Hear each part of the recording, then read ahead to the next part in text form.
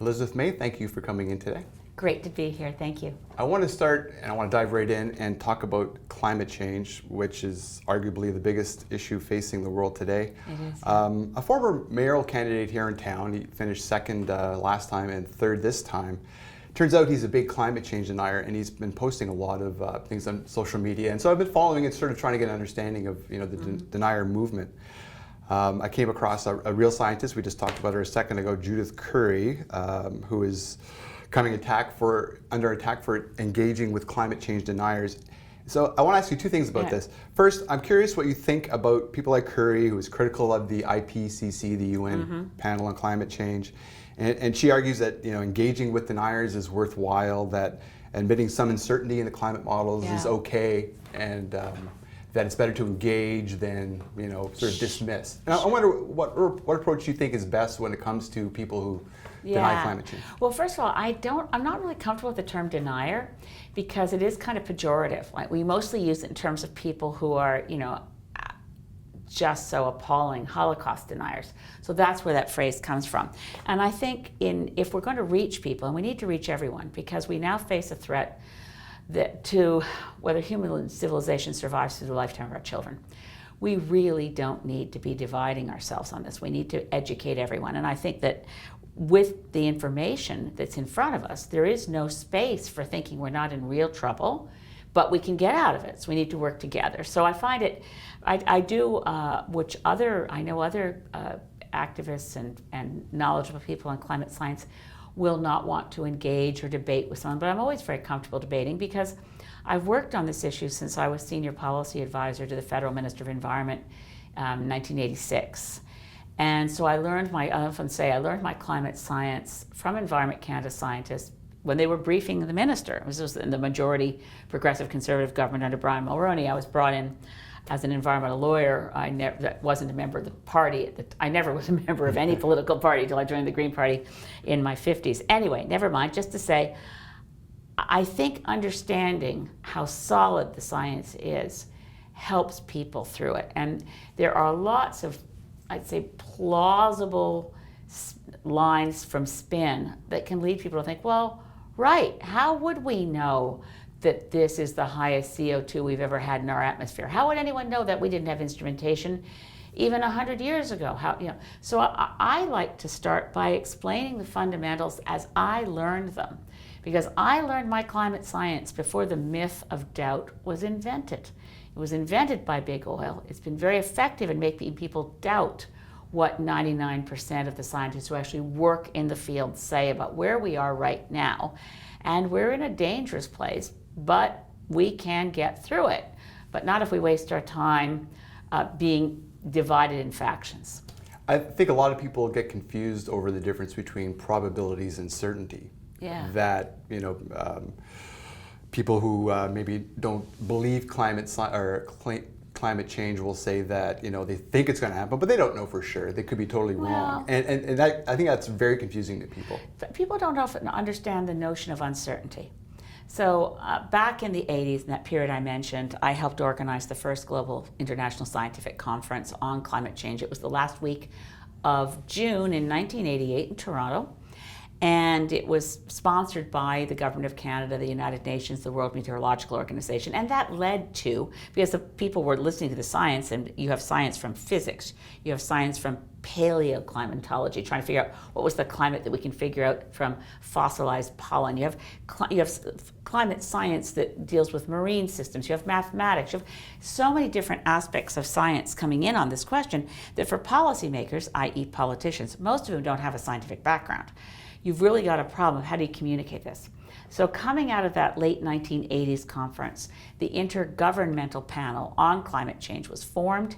It is an inherently conservative body. I mean, small c conservative. It is made up of scientists appointed by governments around the world with the job of looking at the work of thousands of scientists, only in the peer-reviewed literature, only looking at what's made the cut of good science. And what I'd say is the uncertainties that I've seen in the government and the science from around the world through the Intergovernmental Panel on Climate Change, the uncertainties are generally, it could be worse than we think. And it often is. It usually is. So when people hear the word uncertainty, they think, oh, that must mean the scientists aren't sure it's happening, as opposed to, it's happening, and the band of uncertainty is here. Will it cause extreme weather events? There's no uncertainty on that. When will we see the loss of Arctic ice? Lots of uncertainty on that. We want to avoid the loss of all Arctic ice, but we're losing it. My experience in being involved with this issue from the beginning of climate science, I mean, almost the beginning, because the really beginning, you'd have to go back to the late 1800s when a Swedish scientist who developed the pH scale, and he spent one whole evening calculating how many greenhouse gases were coming from burning coal and realized that we could change the planet's atmosphere. But we hadn't yet found oil. We hadn't invented the internal combustion engine. So the uncertainties, I would say, in the Intergovernmental Panel on Climate Change have always been that the IPCC underestimates the severity of the impacts and overestimates how much time we have. So knowing that about the IPCC, when they tell us holding on to human civilization and potentially life on Earth requires that we go off fossil fuels as quickly as possible, and gives us that advice in stern language on October 8th, 2018, I take it very seriously because I again think, okay, they're probably overestimating how much time we have, and they are underestimating how serious it is. That's the nature of uncertainty as I've experienced it through the IPCC. Now, whatever data, whatever consensus exists, this is a political issue. Yeah. Elections Canada made that recent ruling. We have some politicians telling voters that a carbon tax is going to cause a recession, and basically trying to give them a license to not to believe it. How did this become a political football? You said you were involved before it became a political issue. Well, exactly. When you talk about politicians who had some science background, by the way, when this issue was first getting prominence, someone no one would think of as a lefty or a flaky green, Margaret Thatcher had a chemistry background. So in the era where Canada was in the lead was when Brian Mulroney was Prime Minister.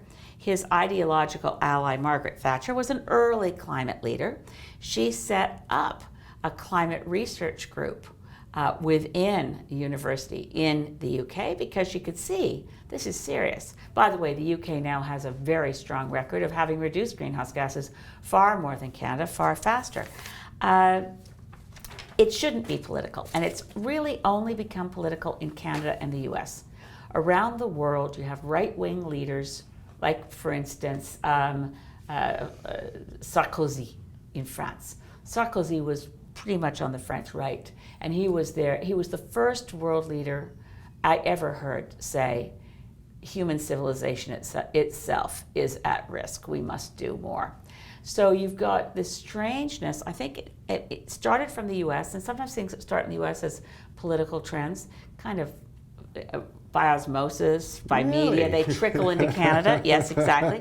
So, I mean, heck, no one remembers this, but George W. Bush's platform was more rigid on climate action than Al Gore's. It's just that after the election, Bush abandoned his climate platform, and that was that. And then Bush began to try to figure out, how do we get out of what his father had signed and the US Congress had ratified, the treaty that says, the UN Framework Convention on Climate Change says all countries on Earth must reduce their use of fossil fuels. And every country on Earth is part of this treaty, and we signed it in 1992. So Bush Jr. is trying to figure out, well, how do I differentiate? Because he wanted to get out of the Kyoto Protocol, which his father hadn't signed on to because Bill Clinton was in the White House when Kyoto was negotiated. So US politics, as ever, screws things up. So, yeah. So Bush, yeah. I'm sure what they did was get focus groups together. What line would Americans accept for why we're shirking our global responsibility? Because in 1992, the United States represented 25% of world pollution from burning fossil fuels. And Bush didn't want to live up to Kyoto. So I think what they came up with, because the Kyoto Protocol was designed exactly the same way, not to get too down into the weeds of global environmental negotiations, but Canada led the way to a successful negotiation that saved the ozone layer. That was in 1987, the Montreal Protocol. And only 10 years later, we negotiated in Kyoto the same architecture, because the Montreal Protocol to protect the ozone layer said industrialized countries will go first, we'll cut our emissions in half. Meanwhile, poorer countries from the developing world can increase their use of ozone depleting substances so they can refrigerate their food, because they're not ready to cut use yet. They want more use, right? But doesn't that sort of thing take away the responsibility of people that maybe they just don't want to live up to the fact that they've got to change their lifestyle? That you know, like, I think a lot of times politicians tell people what they want to hear, and they find reasons, you know, that make it sound credible. I think in this case it's big oil telling politicians what to do, and politicians putting the blame on individuals. It's absurd. We're facing a threat to our very survival. And my brother who lives in Cape Breton used to think, you know, when Hitler invaded Poland, world leaders didn't say, well, I just wonder what Canadians are prepared to do about it. No, you're gonna have to have leadership. You have to have a plan. People jump on board when they see a plan. And this is a lot like a wartime footing. We need the 21st century equivalent of victory guards. Actually, the 21st century equivalent of victory guards look a lot like the Second World War victory guards. People need to think about, I can plant trees, I can put a garden in my backyard, I can put a solar panel on my roof. But first, the government has to get out of the way of subsidizing fossil fuels, but not helping people get a solar panel on their roof. Because the future looks pretty cool when you no longer have to stop to buy gas, but you plug your car into your house, and the solar panels on your roof have just charged your car for the day, and it didn't cost you anything. These are not unpleasant sacrifices. How do you uncouple, addressing climate change and making those changes with the view that, oh, this is just namby-pamby, left-wing politics? They just want to tax us. They just want to, that attitude that's really entrenched, that it's some sort of conspiracy among scholars. And if you know scholars never agree on anything, and certainly never conspire on anything. But how do you get past that? Because it's really, for some people, it's in that realm where it's... Well, it's in that realm for a very small group of people. And we have to save them as we save ourselves and move forward without them. And I think they'll find the changes surprisingly pleasant. But we can't wait till we have 100% of any population on board. We do know we have over 80% of Canadians on board. So let's move ahead and let's show the leadership, because one of the things that does bother Canadians is, look, we're a very small part of global pollution overall. We're among the top 4 countries for largest personal footprint per capita, and we're also we're within the top 10 polluting countries on the planet. So we're not inconsequential, but it's easy to make people think we're too small to matter. That's China, and then the States has to change. But I can't imagine what kind of person would imagine they could be prime minister of this country with the argument, we're too small to matter. Are you kidding me? We are a fantastic country that traditionally shows leadership. We led the world, as I mentioned, to save the ozone layer. We never said, oh gee, we're too small to matter. We'll wait till the ozone layer's gone, we have skin cancer and our crops are frying. We took the steps to protect everyone on Earth, and we showed leadership. We did it on the Landmines Treaty. We don't manufacture landmines. We don't use landmines. We took a role of leadership. On this issue more than ever, the world needs Canadian leadership. But as long as we're laggards, which is sadly where we are right now, even the US under Trump is reducing greenhouse gases faster than we are. That's obviously not because of Trump, that's because of state action, like California. The California economy is as big as Canada's. Well, imagine if we sort of sign up and start getting competitive with California. We need to slash our emissions. We do need energy infrastructure, but it's not pipelines. It's an efficient grid that delivers green electricity. We need to, the buzzword is decarbonize our grid, but basically get all fossil fuels out of electricity production and be able to deliver the provinces that are still dependent as they go off fossil fuels should be able to get at a good price renewable energy from other provinces. But our grid, just like our trade system, breaks down at provincial borders. If we fix our electricity grid so it delivers 100% green and renewable energy, then we can get rid of the internal combustion engine. That'll bring down the demand and the cost of driving around quite a lot. EVs are going to get cheaper and cheaper. An electric vehicle charging station network across Canada makes tons of sense. So as we walk through all these pieces, Canadians get excited about it because this is not, it's not technologically challenging.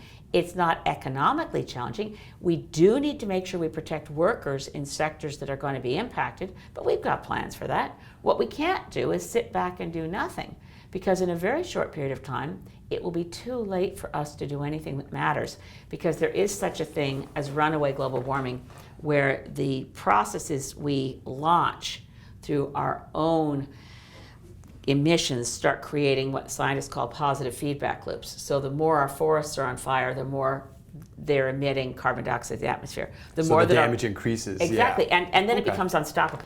So we have to act now while we've got a chance. And anything less is not just, I mean, it may be smart politics to make a suicide pact globally and take humans off the planet, but I don't think it's morally responsible. I think it's criminal. So we have to tell the truth about it, and we have to have a plan, and we have to tell people, come on, we can get through this together. Okay, and that brings me nicely into what I want to talk about next, and that's about the Green Party as you head into the federal election. Yeah. Prime Minister Trudeau promised electoral reform last time around. Yeah. I haven't seen it. I looked at the polls today. You're at 10.6 nationally. The NDP is at 14.5. Depends on the poll, and some polls Yeah, are this is already just ahead. the aggregate. You know, you're Yeah. historically closer than you've ever been, Yeah. but you're not going to get 10% of the seats. Well, we don't know that. I we mean, could get more. Under the current system, it's very unlikely, right? Well, At 10% is what I'm saying. Yeah. And which is leading me to my questions about electoral reform, not about how you guys are going to do. But under the current system, you know, the way it's set up, you know, you can get a majority without, you know, with less than 40% of the vote. Absolutely. And you know, it brings me to what we were talking about before. At one time, you know, the main political parties tended to skewer toward the center. But what I've noticed in the last 10, 15 years, especially since the Reform Party came, they're very interested in, remember the Confederation of Regions Party and all that? Yeah. They've gone sort of, you know, to the extreme enough that they want to bring those people into the tent. If you look at the Liberals, you know, there's not a whole lot of policy difference between the Liberal and NDP anymore. So it's kind of, you know, really pooled into this confusing mass. Mm-hmm. And I wonder if under electoral reform, you know, if you had proportional representation, if that would change, where you would get more. Yeah, I think this election is so interesting because even though Justin Trudeau I remember exactly the moment when reporters told me, because I've been working as a member of the Special Parliamentary Committee on Electoral Reform, and I was 100% certain we were getting rid of first past the post because that was our mandate. But that actually was February 1st of 2017. Yes, a bad day all around. But the weird thing about this election is I think at the end of this election, we're going to have a parliament that looks as though we got electoral reform, because we now have 6 political parties, 6 in parliament right now, 5 across the country. Every ballot outside Quebec will have 5 candidates from 5 national parties currently represented in parliament, and in Quebec 6. So that dramatically increases the possibility and the probability of a minority parliament, within which even a smallish group, and I hope will be a biggish group, of Green MPs can make a huge difference, because we'll have to cooperate. In a minority parliament, cooperation makes things work better, obviously. Means that you don't have a short time between elections if you can actually collaborate, cooperate. The last really great parliament we had of this type was Lester B. Pearson's in the 1960s, which gave us universal health care, unemployment insurance, Canada Pension Plan. I mean, it was a hugely productive government, but Lester B. Pearson never had more than a minority of the seats. And 17 New Democrats at the time, who were, the way we are now, more interested in making progress and really rooted in principle than trying to advance our own party's interests. So have you given up on electoral reform? No. Or do you think it's going to work out just fine the way it is? No, we'll never give up on electoral reform. But I think this election, the way the cards are being dealt, it's because the right-wing vote is going to be split to some extent, because Maxime Bernier's created the People's Party. So we have the People's Party, the Conservative Party, go across the spectrum. We don't see ourselves, by the way, as locked into either of these boxes. I mean, we're fiscally responsible. We're the only party that is submitting our full budget to the Parliamentary Budget Office to make sure that it is actually fiscally sound, that our numbers add up. But we're also, you know, if the irony is that the carbon tax idea originates with conservative thought, to use a market mechanism. the idea of pricing came about to avoid what people used to think of as the left-wing toolbox of regulations. Now we've got the right wing opposing carbon taxes, but carbon taxes by themselves will get us almost nowhere. It's a small part of an overall package. In any case, the way the cards are being dealt for this election, we could end up in a position where we can demand electoral reform as a condition for supporting a confidence vote. I'm not saying that would be the first issue we would raise. The first issue would have to be climate change. But if we find ourselves in a position of having what my friends in the BC Green Party call the balance of responsibility, because they were in that position, they had to negotiate and figure out who should form government. And they were listening and open to any combination of seats. And it ended up being the NDP in British Columbia. But in that scenario, my own MLA in BC, who's also Green Party in Sartlet First Nation, when media would go to him and say, how does it feel to have the balance of power? And he'd say, we have the balance of responsibility. And I want to be in that position. With more Greens elected, we could be, and I think it will be very good for the country because we like working across party lines. We never do negative campaigning. We don't attack the personalities or try to make fun of other party leaders. We do criticize where they go wrong, and we do give credit when they get it right. So we have a different approach. I've always enjoyed interviewing Green candidates because they're not necessarily running for government, and they're usually willing to be a little more honest. Right. When I interviewed candidates for the provincial election, I asked them about Ontario hydro costs, and they're very honest that you're going to have to pay more, which is not something that people want to hear. Yeah. We're at the stage now where the Prime Minister just was convicted of breaking conflict of interest rules, in the Lavalin case, where we hear politicians openly promising things that they know probably aren't a good idea. Where is our democracy headed? If people don't care about the way politicians behave anymore, they used to be very afraid of scandal. Now it seems like they're scandal-proof. What's going on? I certainly, in the age of, it was the first time I thought of it was when Rob Ford was Mayor of Toronto. And I thought, whoa, we're in a post-shame era. The stuff he was found to have done that he kind of laughed off. I mean, my daughter loves a TV show called The Wire. If I hadn't gotten my daughter if she hadn't gotten me to watch The Wire, I would never have recognized that these in and out visits that Rob Ford was making to various places looked a lot like drug deals. I would have had no idea. And I thought, oh my God, a generation ago, even 20 years ago, these kinds of allegations against the sitting mayor, the crack cocaine, I don't even want to think about it. But late lamented deceased Rob Ford made me realize that even in Canada, we were in a post-shame era. I grew up in an era when people would say, my word is my bond, and it meant something, right? Honesty and ethics can't be regulated. They have to be part of our general system of ethics, of how we live with each other. And I was studying theology before I went into politics. I had a great course in my theology training in ethics, and it was really fascinating because what the professor said was a society can habituate itself to virtue, or you can become habituated to vice. It's a cultural change that can happen. We have to rehabituate ourselves to really who we are as Canadians, and I know we are, really compassionate, really caring, very much focused on community and taking care of each other. We don't come from, which is interesting that the U.S. has a kind of a historical, you can go back to de Tocqueville in the 1700s writing about the U.S., this kind of rugged individualism, me first kind of stuff. Not that I don't like people in states, I was born there, but Canada's different. And I am convinced that by expecting the best of us, we will be ennobled and rise up. I do think that Parliament and politics should be a place that isn't the worst workplace in Canada where people can be bullies and yell all the time and there's no consequence. Parliament should be a place that exemplifies the best of our democracy, not kind of a mud wrestling. It's just awful in Parliament right now. We need to fix parliamentary democracy so that Canadians can look at it or take their children to watch Parliament in person and not feel as though I don't want my kids seeing this. We should be, as Canadians, demanding better of our people in elected office. Justin Trudeau has committed a very serious offense, and the people around him, including people who weren't elected. This is the part that really worries me. I think we have a systemic breakdown with too much influence of transnational corporations on how our government operates. That has to be rooted out. Everyone in government, whether you're a civil servant or an elected person, has to be focused on what's in the interests of Canadians. Nothing else should get in their way. What's in the best interests of Canadians?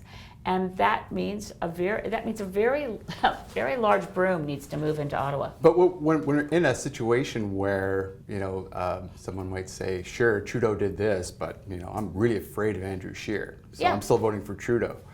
Well, you don't have two choices. You got 6 choices. Right. Or 5, at least in Sudbury. You're going to have 5 choices on the ballot. So punish them if you want, but don't think I've either got to go vote Liberal or I've got to vote Conservative. If you like conservative policies, please vote for the conservative policies you like. If you like Liberal policies, vote for those policies. But if you really want to deliver a message to the 2 large parties that have been trading on and off, that have failed utterly to root out this deep level, I won't say corruption, because that suggests they're getting money back to each other, but there's a failure to represent and to fight for what's good for Canada. I was just visiting some local businesses here. Why on earth do we ship raw logs out of this country for processing elsewhere? Why do we ship any raw products out of this country for processing elsewhere? Why don't we fight for Canadian workers? We don't, because the decisions seem to be made by transnational corporations, and our politicians seem to be on strings, and the people holding on to the marionette controls are somewhere else, I think. So I really think it's time for Canadians to vote for what you want. And in this election, particularly where it's likely to be a minority parliament, vote for what you want and see what happens. And that's democracy. Thank you for your time today. Thank you very much.